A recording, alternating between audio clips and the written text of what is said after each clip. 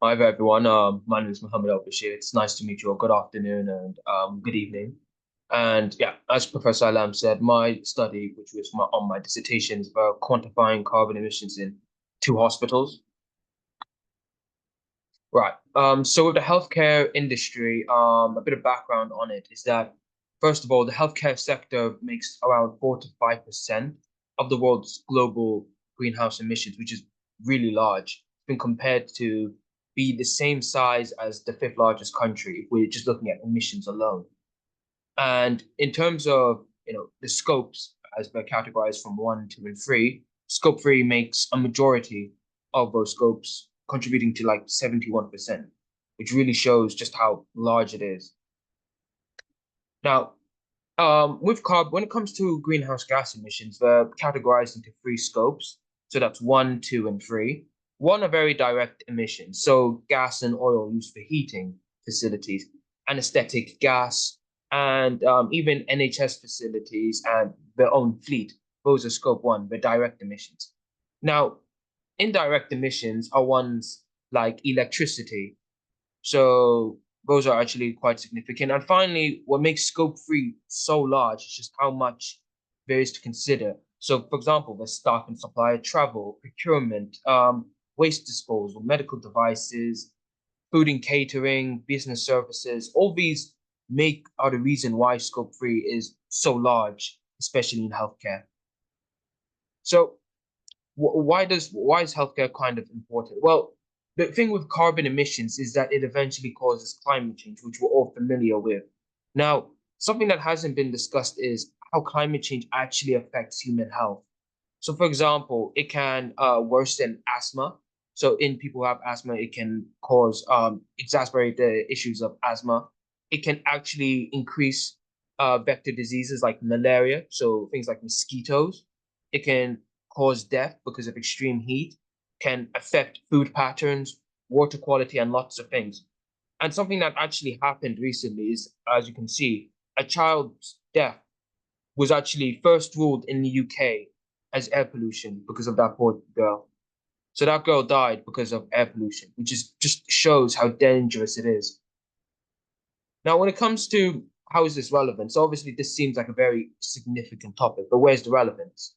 Well, when we look at the SDGs, specifically 3 and 13, we can look at their targets. So for SDG 3's targets, they're to reduce epidemics and tropical diseases like malaria, which is why if healthcare addresses these concerns, they can actually reduce cases like malaria, which actually in turn reduces the workload. So more people don't come in to the hospital with issues like malaria or dengue, and even things from like water and soil pollution. So that's one goal of, or it's one of the targets for SDG 3. But for 13, it's to integrate climate change measures into policies and strategies. And with healthcare, there's not much done on it. In terms of the private sector, we as a society have put so much pressure on the automobile industry, aviation, chemical for them to be more sustainable. And they have done that. But when it comes to health, there just isn't a lot done, as I found in my literature review. Now, when I did my dissertation, I looked at two hospitals, which is RUH, which is Royal United Hospital, and Musgrove Park. And to do that, I looked at a database called ERIC, which stands for the Estates Return Information Collection Data Set. And on that data set, they had a specific category for each operation. So for electricity, it was kilowatts, and for gas, it was meters in terms of capacity. And from there, I used the UK emission factor data set to multiply it by the designated operation. So if there was an emission factor for electricity, I would multiply it by the one given, and that would actually get you the CO2 emission. And from there, the emissions were summed up to get the total carbon footprint. Here's an example of Eric and what it looks like. Now, here's a bit of information for both hospitals.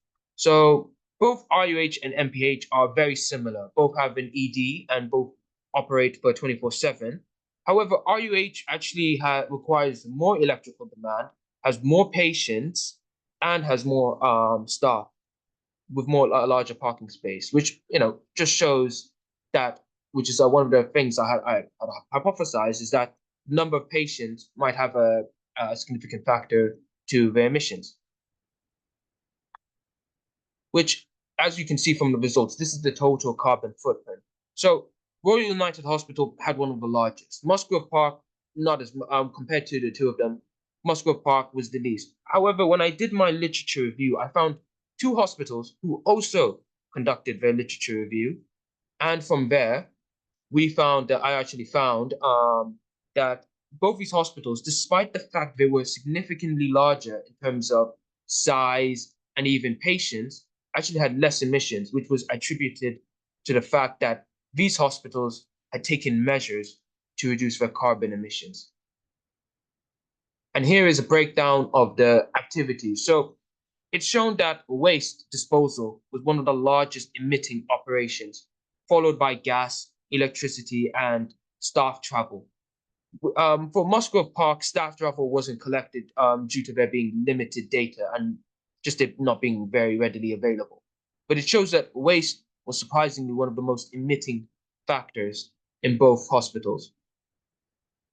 And as we can see, the breakdown of that waste, I found out that offensive waste, that being waste disposed from PPE, so protective equipment, catheters, bandages, those in landfill were actually the most emitting, followed by food waste from landfill, confidential waste, which is involved patient confidentiality, papers and documents, consent forms, followed by all of these other factors.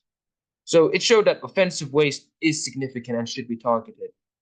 Now, what have been done? So what has been done currently in the healthcare sector? So currently, now hospitals are trying to be more sustainable. They started changing the anesthetic gas being used.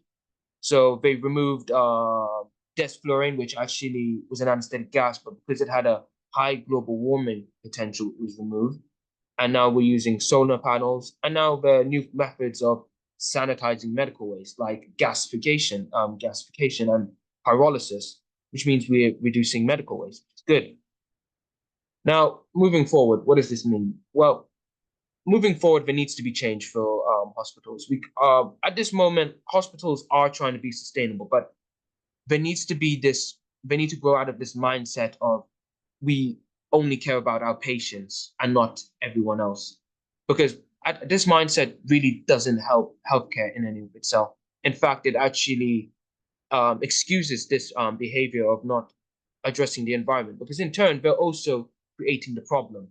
If more people are suffering from malaria, it actually means more patients. So that means healthcare needs to be more accountable. There needs to be a push forward of the NHS 2040 goals. And there could even be a change to the data set. So when I conducted my dissertation, I found ERIC to be very useful in quantifying the carbon emissions. But were some missing issues. So, for example, ERIC is a data set only for estates and facilities. It's not an environmental or sustainable data set, which makes it kind of detrimental because it doesn't consider other crucial factors like anesthetic gas, supplier travel, staff travel, which is important because that's what makes a majority of those scope 3 emissions. Other factors like policies can be used, and even the circular economy. So instead of just creating items and just disposing of them, we find unique ways to reuse them, which is why, methods of sanitization like gasification are really useful. Thank you. Thank you very much.